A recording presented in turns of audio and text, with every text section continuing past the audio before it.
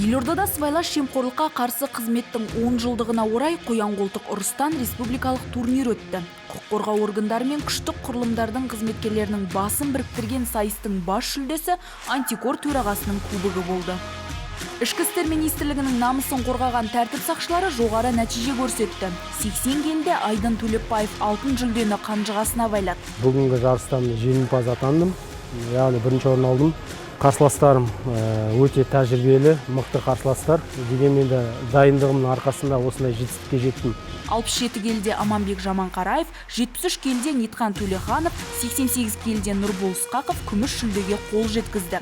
Ал 57 келіде Асқат Абылай мен 97 келіден жоғары салмақта Эльдар Мұхитов үздік үштікті қорытындылады. Спорттағы бұл жетістіктер полицейлердің кәсіби даярлығын көрсетеді.